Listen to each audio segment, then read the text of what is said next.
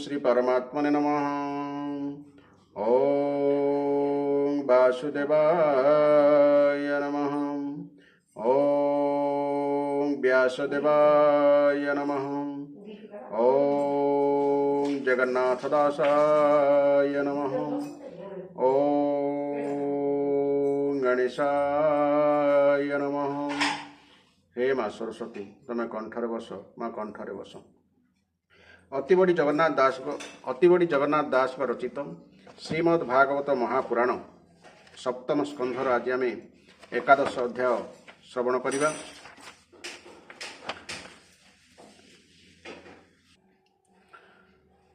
एही अध्याय रे मानव धर्म, वर्ण धर्म और स्त्री मानकर धर्म कथा निरूपण करा जायछि। अति सुंदर अध्याय। निश्चित भाव आम ध्यान दे शुणा भगवान कहीं वर्ण व्यवस्था करिसंती ताहा मध्ये एठारु आमे जानि परिबा। तेबे आसंतु आरंभ करिबा। सप्तम स्कंध एकादश अध्याय। नारद युधिष्ठिर पासे कहंती अध्याय एकादशे। मनुष्य वर्ण धर्म जेते जे चारि वर्ण ए जगते। दश अध्याये महामुनि कहिले भक्ति ज्ञान बेनी। पांच अध्याये पुणी एबे कर्मयोगकु से कहिबे। श्री शुक उवाच शुणिना रद मुखु कथा। से धर्म सुत शुद्ध चेता। से प्रहलाद रचरित सुसाधु सभा मध्य गीत। उत्तम मध्य जे अग्रणी जाहार आत्मा चक्रपाणी।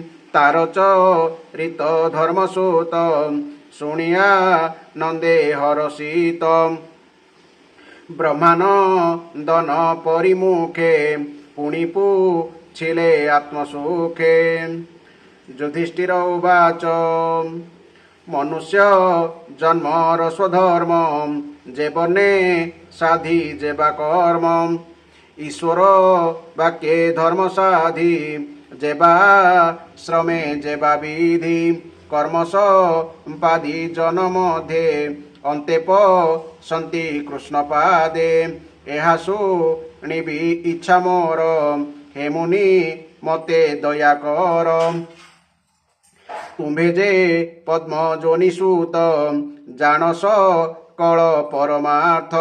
समाधि तप ज्ञान तोर संतोष तोते वेदवर। जे विप्र नारायण पर कियबा तार अगोचर। करुणा बंत शांत देहे जेबा छंती तुम्भ प्राय। से गुप्त धर्म को जानती से धर्म अन्ये न जानती। केवल दया सिंधु धीर अशेष ज्ञानर ईश्वर। एमंते राजा भाव घेनी हसिक हंती ब्रह्म मुनि। नारद उवाच नमोई प्रभु नरहरि। अजन्मा जन्म रूप धरी अशेष प्राणी पार हेतु। प्रकाश कले धर्म सेतु। शेषना तन धर्मवाणी मुनारायण मुखु शुणी।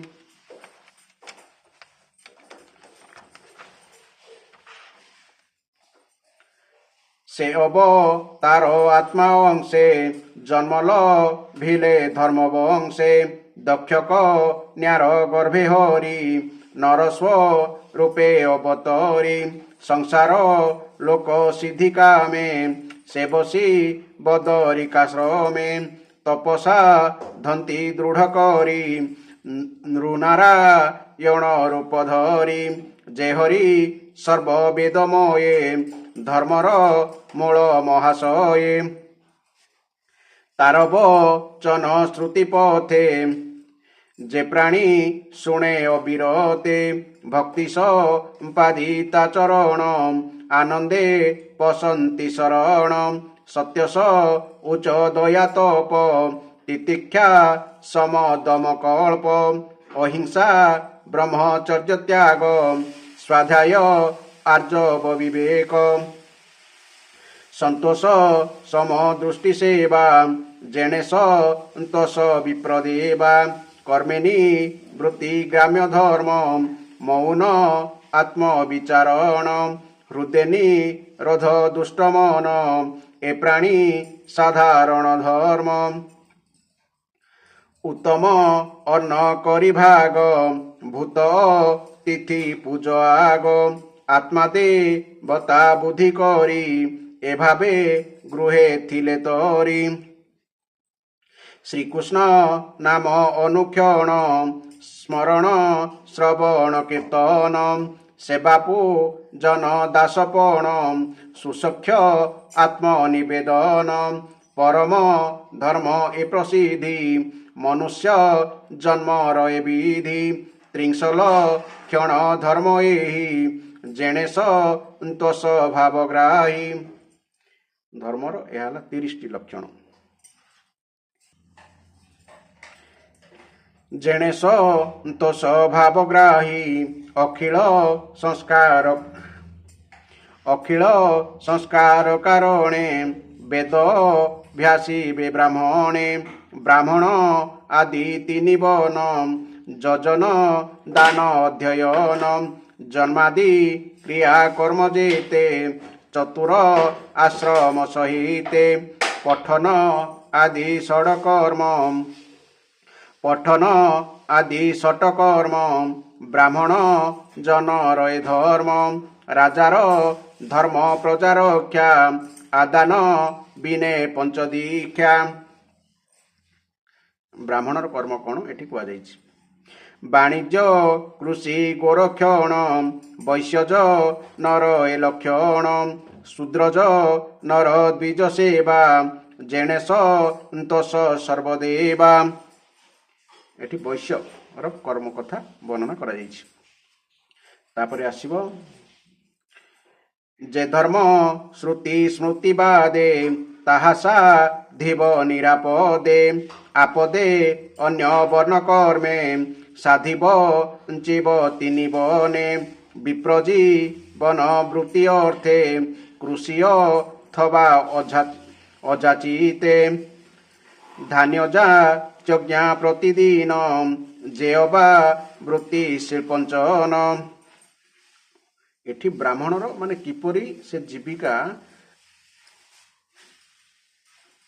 आचरण करिबो बा जीविका चलैबो से विषय कहा जाइछि वृत्ति माने ब्राह्मणर वृत्ति कोन यज्ञ अध्यापन इत्यादि करी धन नेबा अजाचित अर्थात काहारी को न मागी जहा किछि मिल जाए सेथिकिरे जीवन निर्वाह करिबा जाचज्ञा प्रतिदिन धान्य आदि भिक्षा करिबा माने धान शस्य शिल्पंचन वृत्ति कौन जमीरु फसल काटी निया जिबा परे जमीरे खसी पड़िथवा शस्य को एवं हाट बजार गोदाम इत्यादि रे बिंछि होइथवा शस्य को संग्रह करी सेथिरे जीवन निर्वाह करिबा एवं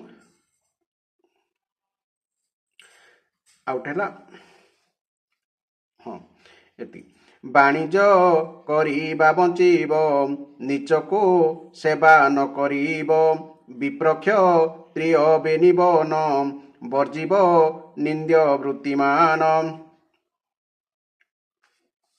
द्विजल क्षण तोते कही राजन शुण मन देई तपस उच्च समदम संतोष रुजु क्षमा ज्ञान सदा च्युत आत्मा सत्य विप्रल क्षण ए विहित अच्युत आत्मा अर्थात भगवत परायणता माने ब्राह्मण लक्षण कथा एठारे कह जाइछि तेजस ऊर्ज वीर्य ध्रुति त्यागस जम सत्य क्षांति नित्य प्रसन विप्ररक्षा क्षत्रिय लक्षण ए दीक्षा एठी क्षत्रिय वर्णर लक्षण कथा कह जाइछि गुरु च्युत देवे भक्ति त्रिवर्ग साध इजे नीति आस्तिक्य उद्यम नैपुण्य वैश्यज नर ए लक्षण एठी वैश्य मानकर लक्षण कह जाइछि अकपटरे स्वामी सेवा କେବେ ହେଁ ଚୋରି ନ କରିବା ସତ୍ୟ ଯେ ଗୋବି ପ୍ରଲକ୍ଷଣ ସତ୍ୟ ଯେ ଗୋବି ପ୍ରରକ୍ଷଣ ମନ୍ତ୍ର ବି ହୀନେ ଯଜ୍ଞ କର୍ମ ସାଧୁ ବି ନତି ଶୌଚ କର୍ମ ଶୂଦ୍ରଜ ନର ଏସ୍ୱ କର୍ମ। ଏଠି ଶୂଦ୍ରମାନେ କ'ଣ କରିବେ ସେ କଥା ଲେଖାଯାଇଛି।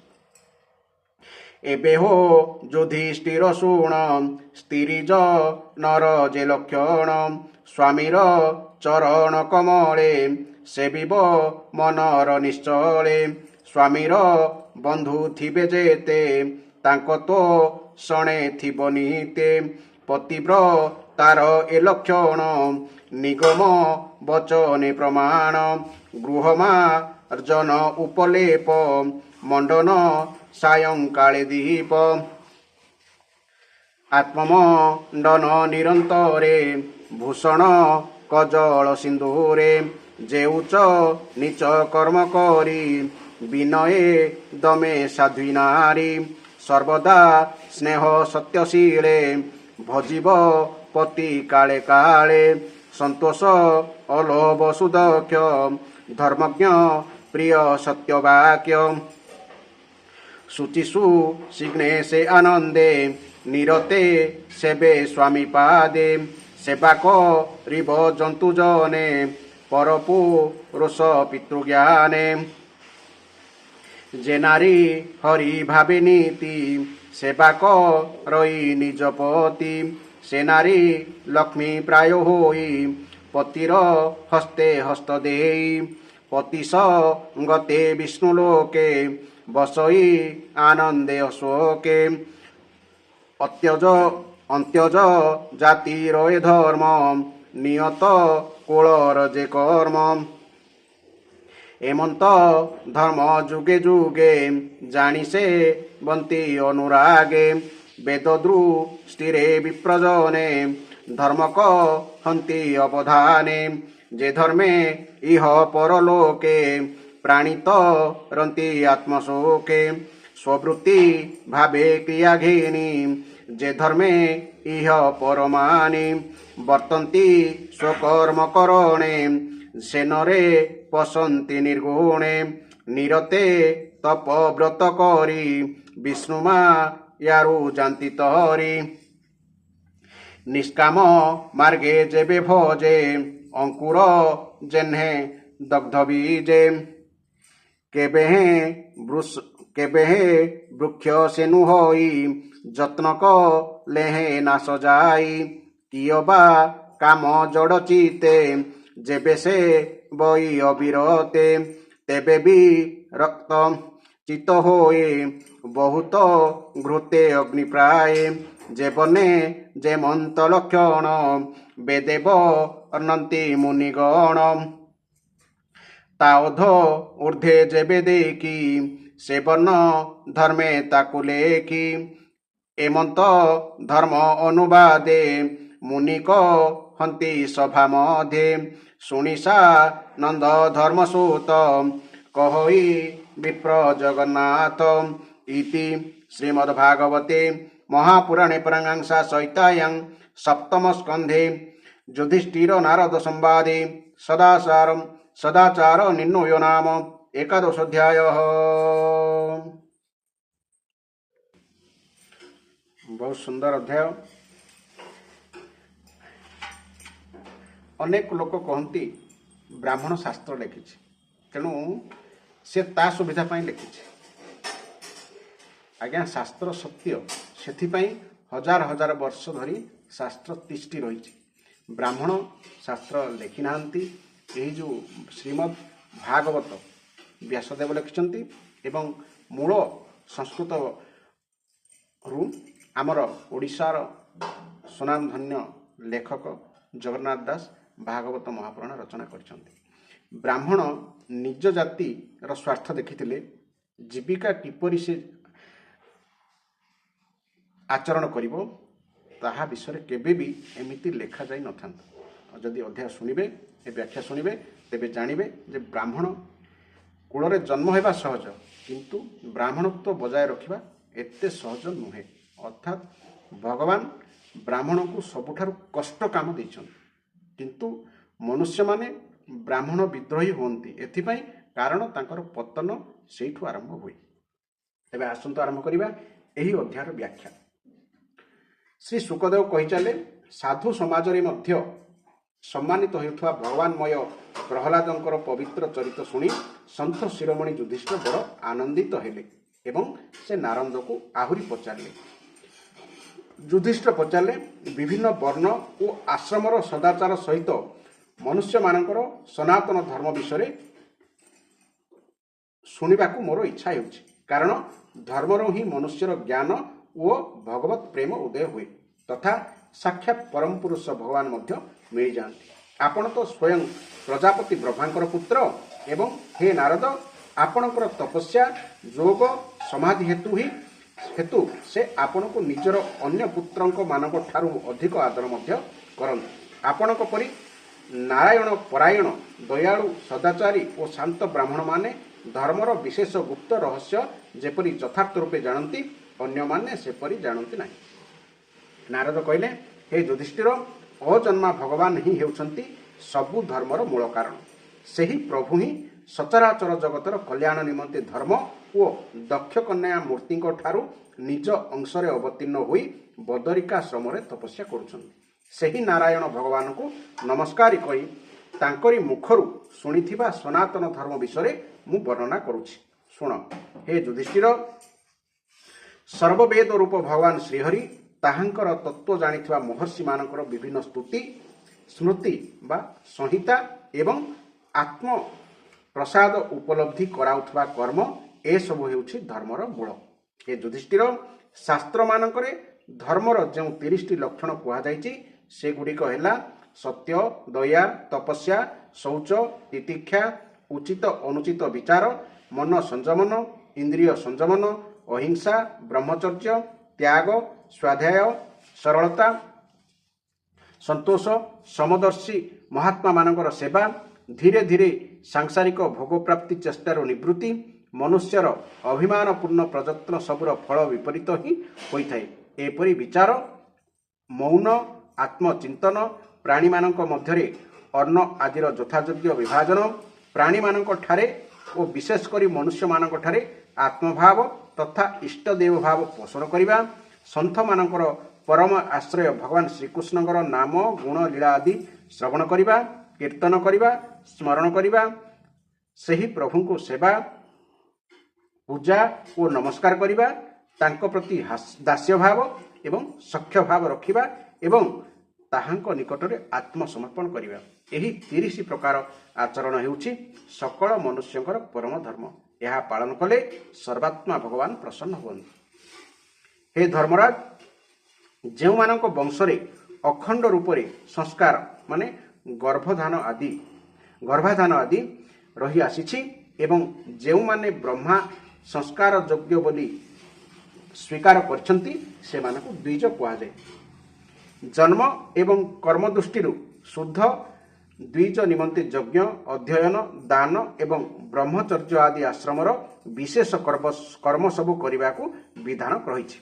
ଅଧ୍ୟୟନ କରିବା, ଅଧ୍ୟାପନ କରିବା, ଦାନ ଦେବା ଏବଂ ଯଜ୍ଞ କରିବା ଓ ଯଜ୍ଞ କରାଇବା, ଏହି 6ଟି କର୍ମ ବ୍ରାହ୍ମଣଙ୍କ ପାଇଁ ଉଦ୍ଦିଷ୍ଟ। କ୍ଷତ୍ରିୟମାନେ ଦାନ ଗ୍ରହଣ କରିବା ଉଚିତ ନୁହେଁ। ପ୍ରଜାରକ୍ଷକ କ୍ଷତ୍ରିୟମାନେ ବ୍ରାହ୍ମଣମାନଙ୍କୁ ଛାଡ଼ି ଅନ୍ୟ ସମସ୍ତଙ୍କ ଠାରୁ ଯଥାଯୋଗ୍ୟ କର, ଜରିମାନା ଇତ୍ୟାଦି ନେଇ ଜୀବନ ନିର୍ବାହ କରିବା ଉଚିତ। ବୈଶ୍ୟମାନେ ସର୍ବଦା ବ୍ରାହ୍ମଣମାନଙ୍କର ଅନୁଗାମୀ ହୋଇ ଗୋରକ୍ଷା, କୃଷି ଏବଂ ବାଣିଜ୍ୟ ବ୍ୟବସାୟ କରି ଜୀବିକା ନିର୍ବାହ କରିବା ଆବଶ୍ୟକ। ଦ୍ୱିଜାତିମାନଙ୍କର ସେବା କରିବା ହେଉଛି ଶୂଦ୍ରମାନଙ୍କର ଧର୍ମ। ସେମାନଙ୍କର ସ୍ୱାମୀମାନେ ବା ବ୍ରାହ୍ମଣ ଆଦି ଦ୍ୱିଜମାନେ ସେମାନଙ୍କ ପାଇଁ ଜୀବିକା ନିର୍ବାହର ବ୍ୟବସ୍ଥା କରିବେ। ବ୍ରାହ୍ମଣମାନଙ୍କର ଜୀବନ ନିର୍ବାହ ପାଇଁ 4 ପ୍ରକାର ବୃତ୍ତିର ବ୍ୟବସ୍ଥା ରହିଛି, ଯଥା ବାର୍ତ୍ତା, ଶାଳୀନ, ଯାଯାବର ଓ ଶିଳ୍ପଞ୍ଚନ। ଏହି 4 ପ୍ରକାର ଜୀବନ ନିର୍ବାହ କ'ଣ ଟିକେ ଆମେ ଜାଣିବା। ବାର୍ତ୍ତା କହିଲେ ଯଜ୍ଞ ଓ ଅଧ୍ୟୟନ ଆଦି କରାଇ ଧନ ନେବା। ଶାଳୀନ ମାନେ ନ ମାଗୁଣୁ ଯାହା କିଛି ମିଳିଲା ସେଥିରେ ଚଳିଯିବା। ଯାଯାବର ମାନେ ପ୍ରତ୍ୟହ ଧାନ ଶସ୍ୟ ଆଦି ମାଗି ନେବା। କୃଷକ ଫସଲ କାଟି ଘରକୁ ବୋହି ନେବା ବେଳେ ଯେଉଁ ଶସ୍ୟ ତଳେ ପଡ଼ିଯାଇଥାଏ ତାହାକୁ ଶିଳ ବା ହାଟ ବଜାରରେ ପଡ଼ିଯାଇଥିବା ଶସ୍ୟକୁ ଉଞ୍ଚ କୁହାଯାଏ। ଶିଳ ଓ ଉଞ୍ଚ ସଂଗ୍ରହ କରି ସେଥିରେ ଜୀବନ ନିର୍ବାହ କରିବାକୁ ଶିଳ୍ପଞ୍ଚନ ବୃତ୍ତି କୁହାଯାଏ। ବ୍ରାହ୍ମଣ ପାଇଁ ଯେତିକି ଜୀବିକାର କଟକଣା ଅଛି କ୍ଷତ୍ରିୟ ପାଇଁ ନାହିଁ, କି ବୈଶ୍ୟ ପାଇଁ ନାହିଁ, କି ଶୂଦ୍ର ପାଇଁ ଜମା ନାହିଁ। ଶୂଦ୍ର ପାଇଁ ତ ନା ଖାଇବା ପିଇବାରେ ଅଛି, ନା ଜୀବିକା ନିର୍ବାହ କରିବା ପାଇଁ କୌଣସି କଟକଣା ଅଛି। କିନ୍ତୁ ସବୁଠାରୁ ଉଚ୍ଚ ବର୍ଣ୍ଣ 4 ବର୍ଣ୍ଣ ମଧ୍ୟରେ କେବଳ ବ୍ରାହ୍ମଣ ପାଇଁ ହିଁ କଠୋର ଉପଦେଶ ଦେଇଛନ୍ତି ଭଗବାନ। ଏଗୁଡ଼ିକ ମଧ୍ୟରୁ ପ୍ରଥମଟି ଅପେକ୍ଷା ଦ୍ୱିତୀୟଟି, ଦ୍ୱିତୀୟଟି ଅପେକ୍ଷା ତୃତୀୟଟି ଏବଂ ତୃତୀୟଟି ଅପେକ୍ଷା ଚତୁର୍ଥଟି ଶ୍ରେଷ୍ଠସ୍ତର। ଅର୍ଥାତ୍ ଏ ଯେଉଁ ଶିଳ୍ପଞ୍ଚନ ବା ବୃତ୍ତି କଥା କାଠାରୁ କିଏ ଶ୍ରେଷ୍ଠ କଥା କୁହାଯାଇଛି। ନିମ୍ନ ବର୍ଣ୍ଣର ପୁରୁଷ କେବଳ ଆପଦକାଳ ଛଡ଼ା ଅନ୍ୟ ସମୟରେ ଉଚ୍ଚ ବର୍ଣ୍ଣର ବୃତ୍ତି ଅବଲମ୍ବନ କରିବା ଅନୁଚିତ। କ୍ଷତ୍ରିୟମାନେ ଦାନ ଗ୍ରହଣ କରିବା ଛଡ଼ା ବ୍ରାହ୍ମଣଙ୍କର ଅନ୍ୟ 5ଟି ବୃତ୍ତି ଅବଲମ୍ବନ କରିପାରନ୍ତି। ଆପଦ କାଳରେ ସମସ୍ତେ ସମସ୍ତଙ୍କର ବୃତ୍ତି ଅବଲମ୍ବନ କରିପାରିବେ। କଥା ଅଛି ଅକାଳେ ନିୟମ ନାସ୍ତି। ବିପଦ ବେଳେ କୌଣସି ନିୟମ ଧରାଯାଏ ନାହିଁ। ବ୍ରାହ୍ମଣ ଓ କ୍ଷତ୍ରିୟମାନେ ଋତ, ଅମୃତ, ମୃତ, ପ୍ରମୃତ ଓ ସତ୍ୟାନୃତ ଏସବୁ ମଧ୍ୟରୁ ଯେକୌଣସି ବୃତ୍ତିର ଆଶ୍ରୟ ନେଇପାରନ୍ତି, କିନ୍ତୁ କଦାପି ଶ୍ୱାନ ବୃତ୍ତିର ଆଶ୍ରୟ ନେବା ଉଚିତ ନୁହେଁ। ଶ୍ୱାନ ବୃତ୍ତି କ'ଣ? କୁକୁର ବୃତ୍ତି। ଅର୍ଥାତ୍ ବ୍ରାହ୍ମଣମାନଙ୍କୁ ଚାକିରି କରିବା ପାଇଁ ଶାସ୍ତ୍ର ଭଗବାନ ବାରଣ କରିଛନ୍ତି। ଏଟା ହେଲା କୁକୁର ବୃତ୍ତି, ମାନେ ଚାକିରି ଅର୍ଥାତ୍ ଅନ୍ୟମାନଙ୍କର ଅଧୀନ ହେବା। ହାଟ ଓ ବଜାରରେ ପଡ଼ିଯାଇଥିବା ଶସ୍ୟ ଉଞ୍ଚ ତଥା କୃଷି କ୍ଷେତ୍ରରେ ପଡ଼ିଯାଇଥିବା ଶସ୍ୟ ମାନେ ଶିଳ ଗୋଟାଇ ଆଣି ଶିଳ୍ପଞ୍ଚ ବୃତ୍ତିରେ ଜୀବନ ନିର୍ବାହ କରିବାକୁ ଋତ ବୋଲାଯାଏ। ନ ମାଗୁଣୁ ଯାହା କିଛି ମିଳିଗଲା ସେହି ଅଯାଚିତ ମାନେ ଯାହା ଯାଚନା ହୁଏନି ବା ଶାଳୀନ ବୃତ୍ତି ଦ୍ୱାରା ଜୀବନ ନିର୍ବାହ କରିବାକୁ ଅମୃତ କୁହାଯାଏ। ପ୍ରତ୍ୟହ ମାଗି ଆଣି ଯାଯାବର ବୃତ୍ତିରେ ଜୀବନ ନିର୍ବାହକୁ ମୃତ କୁହାଯାଏ। କୃଷି ଆଦି ଦ୍ୱାରା ବାର୍ତ୍ତା ବୃତ୍ତିରେ ଜୀବନ ନିର୍ବାହ କରିବାକୁ ପ୍ରମୃତ କହନ୍ତି। ବାଣିଜ୍ୟକୁ ସତ୍ୟାନୃତ କୁହାଯାଏ। ନିମ୍ନ ବର୍ଣ୍ଣର ସେବା କରି ବଞ୍ଚିବା ହେଉଛି ଶ୍ୱାନ ବୃତ୍ତି। ବ୍ରାହ୍ମଣ ଓ କ୍ଷତ୍ରିୟମାନେ ଏହି ନିନ୍ଦିତ ଶ୍ୱାନ ବୃତ୍ତି ଗ୍ରହଣ କରିବା ଅନୁଚିତ। କାରଣ ବ୍ରାହ୍ମଣ ହେଉଛନ୍ତି ସର୍ବବେଦମୟ ଓ କ୍ଷତ୍ରିୟ ବା ରାଜା ହେଉଛନ୍ତି ସର୍ବଦେବମୟ। ବେଦମୟ ଆଉ ଦେବମୟ ଦୁଇଟା ଅଲଗା କଥା। ସମ, ଦମ, ତପ, ଶୌଚ, ସନ୍ତୋଷ, କ୍ଷମା, ସରଳତା, ଜ୍ଞାନ, ଦୟା, ଭଗବତ ପରାୟଣତା ଓ ସତ୍ୟ ଏସବୁ ହେଉଛି ବ୍ରାହ୍ମଣଙ୍କର ଲକ୍ଷଣ। ଯୁଦ୍ଧରେ ଉତ୍ସାହ, ବୀରତ୍ୱ, ଧୀରତା, ତେଜସ୍ୱିତା, ତ୍ୟାଗ, ମନୋଜୟ, କ୍ଷମା, ବ୍ରାହ୍ମଣଙ୍କ ଠାରେ ଭକ୍ତି, ଅନୁଗ୍ରହ ଓ ପ୍ରଜାପାଳନ ଏସବୁ ହେଉଛି କ୍ଷତ୍ରିୟଙ୍କର ଲକ୍ଷଣ। ଦେବତା, ଗୁରୁ ଓ ଭଗବାନଙ୍କ ପ୍ରତି ଭକ୍ତି, ଅର୍ଥ, ଧର୍ମ ଓ କାମ ଏପରି 3 ପୁରୁଷାର୍ଥ ରକ୍ଷା କରିବା, ଆସ୍ତିକତା, ଉଦ୍ୟମଶୀଳତା ଓ ବ୍ୟବହାରିକ ନିପୁଣତା ହେଉଛି ବୈଶ୍ୟଙ୍କର ଲକ୍ଷଣ। ଉଚ୍ଚ ବର୍ଣ୍ଣର ଲୋକଙ୍କ ସମ୍ମୁଖରେ ବିନମ୍ର ହୋଇ ରହିବା, ପବିତ୍ରତା, ସ୍ୱାମୀଙ୍କର ବା ପ୍ରଭୁଙ୍କର ନିଷ୍କପଟ ସେବା, ବୈଦିକ ମନ୍ତ୍ରବିହୀନ ଯଜ୍ଞ,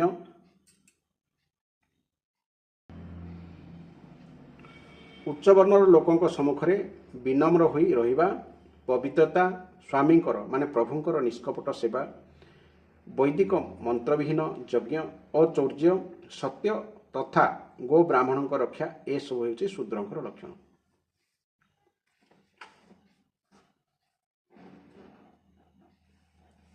ବର୍ତ୍ତମାନ ଯୁଧିଷ୍ଠିର ପଚାରିଥିଲେ ଯେ ସ୍ତ୍ରୀମାନଙ୍କର ଧର୍ମ କଥା କ'ଣ ଶୁଣିବା ପାଇଁ। ପତିଙ୍କର ସେବା କରିବା, ତାହାଙ୍କର ଅନୁକୂଳ ହୋଇ ରହିବା, ପତିଙ୍କର ସମ୍ପର୍କୀୟମାନଙ୍କୁ ପ୍ରସନ୍ନ ରଖିବା ଏବଂ ସର୍ବଦା ପତିଙ୍କ ନିୟମ ସବୁ ରକ୍ଷା କରିବା ଏସବୁ ହେଉଛି ପତିଙ୍କୁ ଈଶ୍ୱର ବୋଲି ମାନୁଥିବା ପତିବ୍ରତା ସ୍ତ୍ରୀମାନଙ୍କର ଧର୍ମ। ସାଧ୍ୱୀ ସ୍ତ୍ରୀ ଘରଦ୍ୱାର ଓଳାଇ ଲିପି ପୋଛି ଘରେ ଝୋଟି ଦେଇ ଘରକୁ ସୁନ୍ଦର, ପରିଷ୍କାର ଓ ମନୋହର କରି ରଖିବା ସହିତ ନିଜେ ବସ୍ତ୍ର ଆଭୂଷଣ ପିନ୍ଧି ଶରୀରକୁ ଅଳଙ୍କୃତ କରିବା ଉଚିତ। ସେ ଘରର ବିଭିନ୍ନ ସାମଗ୍ରୀ ପରିଷ୍କାର କରି ରଖିବା ଆବଶ୍ୟକ। ସେ ନିଜ ସ୍ୱାମୀଙ୍କର ଛୋଟ ବଡ଼ ସକଳ ଇଚ୍ଛା ସମୟ ଅନୁସାରେ ପୂର୍ଣ୍ଣ କରିବା ଉଚିତ ଏବଂ ବିନୟ, ଇନ୍ଦ୍ରିୟ ସଂଯମ, ସତ୍ୟ ଏବଂ ପ୍ରିୟ ବଚନ ଦ୍ୱାରା ପ୍ରେମପୂର୍ବକ ତାଙ୍କର ସେବା କରିବା ଆବଶ୍ୟକ। ଯାହା କିଛି ମିଳିଲା ସେଥିରେ ସନ୍ତୁଷ୍ଟ ରହିବା, କୌଣସି ବସ୍ତୁ ପ୍ରତି ଲୋଭ ନ କରିବା, धर्म को दृष्टि रखी प्रत्येक कर्म दक्षतार सहित करवा, सत्य और प्रिय वचन कहवा, कर्तव्य पालन रे सावधान रहिबा, पवित्रता रक्षा करवा, स्नेहशीला हेबा स्त्रीर कर्तव्य। जदि स्वामी पतित होई न थांती तेबे स्त्री ताहांकर सहवास करवा आवश्यक। ଯେଉଁ ସ୍ତ୍ରୀ ଲକ୍ଷ୍ମୀଙ୍କ ସମାନ ପତିପରାୟଣ ହୋଇ ନିଜ ସ୍ୱାମୀଙ୍କୁ ସାକ୍ଷାତ ଭଗବାନଙ୍କର ସ୍ୱରୂପ ବୋଲି ଜାଣି ତାହାଙ୍କର ସେବା କରନ୍ତି, ତାହାଙ୍କ ସ୍ୱାମୀ ବୈକୁଣ୍ଠ ଲୋକରେ ଭଗବତ ସାରୋପ୍ୟ ପ୍ରାପ୍ତ ହୁଅନ୍ତି ଏବଂ ସେ ଲକ୍ଷ୍ମୀଙ୍କ ପରି ତାହାଙ୍କ ସହିତ ଆନନ୍ଦରେ ରହନ୍ତି। ହେ ଯୁଧିଷ୍ଠିର, ଚୋରି ତଥା ଅନ୍ୟାନ୍ୟ ପାପ ବୃତ୍ତି ଅବଲମ୍ବନ କରୁନଥିବା ଅନ୍ତ୍ୟଜ ବା ଚାଣ୍ଡାଳ ପ୍ରଭୃତି ଅନ୍ତେ ବସାଇ ବର୍ଣ୍ଣ ଶଙ୍କର ଜାତିମାନେ ସେମାନଙ୍କର ପୂର୍ବଜମାନେ ଯେଉଁ ବୃତ୍ତି ଧରି ଚଳୁଥିଲେ ସେହି ବୃତ୍ତି ଧରି ଚଳିବା ଆବଶ୍ୟକ। ବେଦଦର୍ଶୀ ମୁନି ଋଷିମାନେ ବିଭିନ୍ନ ଯୁଗ ପାଇଁ ବିଶେଷ କରି ମନୁଷ୍ୟମାନଙ୍କର ସ୍ୱଭାବ ଅନୁସାରେ ଧର୍ମ ବ୍ୟବସ୍ଥା କରିଛନ୍ତି। ସେହି ଧର୍ମ ବ୍ୟବସ୍ଥା ଲୋକଙ୍କ ନିମନ୍ତେ ଇହଲୋକ ଓ ପରଲୋକରେ କଲ୍ୟାଣକାରୀ ହୋଇଥାଏ। ଯେ ସ୍ୱାଭାବିକ ବୃତ୍ତିର ଆଶ୍ରୟ ନେଇ ନିଜର ସ୍ୱଧର୍ମ ପାଳନ କରନ୍ତି ସେ ଧୀରେ ଧୀରେ ସେହି ସ୍ୱାଭାବିକ କର୍ମର ଉପରକୁ ଉଠି ଯାଆନ୍ତି ଏବଂ ଗୁଣାତୀତ ହୋଇଯାଆନ୍ତି। ମହାରାଜ, ଜମିରେ ବାରମ୍ବାର ଫସଲ ଉତ୍ପନ୍ନ କଲେ ଜମି ଯେପରି ଆପେ ଆପେ ଶକ୍ତିହୀନ ହୋଇଯାଏ, ସେଥିରେ ଆଉ ଅଙ୍କୁରୋଦ୍ଗମ ମଧ୍ୟ ହୁଏ ନାହିଁ ବା ମଞ୍ଜି ଗଜା ହୁଏ ନାହିଁ, ଏପରିକି ସେଥିରେ ବୁଣିଥିବା ବିହନ ମଧ୍ୟ ନଷ୍ଟ ହୋଇଯାଏ, ଠିକ୍ ସେହିପରି ଅତିରିକ୍ତ ବିଷୟ ସେବନ କଲେ ବାସନାମାନଙ୍କର ଭଣ୍ଡାର ଚିତ୍ତ ମଧ୍ୟ ସ୍ୱତଃ ବିରକ୍ତ ହୋଇଯାଏ।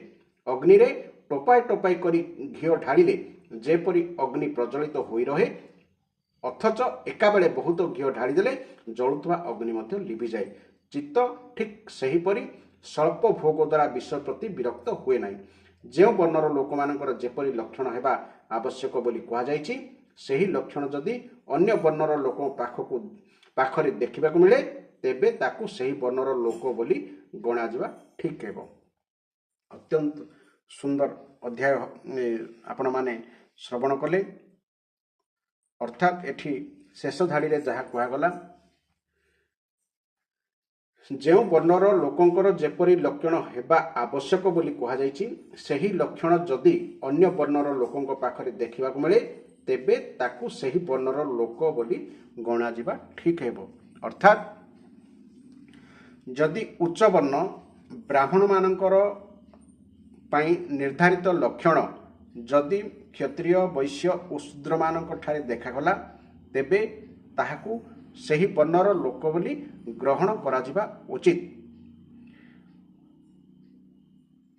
କୌଣସି ଉଚ୍ଚ ବର୍ଣ୍ଣର ଲୋକ ପାଖରେ ନିଚ ବର୍ଣ୍ଣର ଲକ୍ଷଣ ସବୁ ଦେଖାଯାଏ। ଅର୍ଥାତ୍ ଉଚ୍ଚ ବର୍ଣ୍ଣ ବ୍ରାହ୍ମଣ ପାଖରେ ଯଦି କ୍ଷତ୍ରିୟ, ବୈଶ୍ୟ କିମ୍ବା ଶୂଦ୍ରମାନଙ୍କର ଲକ୍ଷଣ ଦେଖାଯାଏ ତେବେ ବ୍ରାହ୍ମଣଙ୍କୁ ମଧ୍ୟ ସେହି ବର୍ଣ୍ଣର ଲୋକ ବୋଲି ମଧ୍ୟ ଗ୍ରହଣ କରାଯିବା ଶାସ୍ତ୍ର ଉପଦେଶ ଦେଇଛନ୍ତି। ତେଣୁ ମନୁଷ୍ୟ ଜନ୍ମ ଓ ଗୁଣ ଅନୁସାରେ ଯେଉଁ ବର୍ଣ୍ଣରେ ଯିଏ ଜନ୍ମ ହେଲା ତାହା ସେଟା ପୂର୍ବ ଜନ୍ମର କର୍ମ ଓ ଭାଗ୍ୟ ଅନୁସାରେ ମଣିଷ ବର୍ଣ୍ଣରେ ଜନ୍ମିତ ହୁଏ। ବର୍ଣ୍ଣରେ ଜନ୍ମ ହେଲା ପରେ ସେ ଯଦି ବର୍ଣ୍ଣର ଧର୍ମ ଅନୁଯାୟୀ କର୍ମ ନ କରେ ତେବେ ତାର ପତିତ ହୁଏ, ଅର୍ଥାତ୍ ନୀଚ ବର୍ଣ୍ଣରେ ତାର ପରବର୍ତ୍ତୀ ଜନ୍ମ ମିଳେ। ତେଣୁ ନିଜ ନିଜର ବର୍ଣ୍ଣ ଓ ଧର୍ମ ଓ ଲକ୍ଷଣ ଅନୁସାରେ ମନୁଷ୍ୟ ସମାଜରେ ବଞ୍ଚିବା ଉଚିତ, ଅନ୍ୟଥା ନିଜର ହିଁ ପତନର କାରଣ। ଏହି ଅଧ୍ୟାୟ ଆପଣମାନେ ଶ୍ରବଣ କରିଥିବାରୁ ଭଗବାନ ଆପଣମାନଙ୍କୁ କୃପା ପ୍ରଦାନ କରନ୍ତୁ। ଜୟ ଜଗନ୍ନାଥ, ଜୟ ଜଗନ୍ନାଥ, ଜୟ ଜଗନ୍ନାଥ।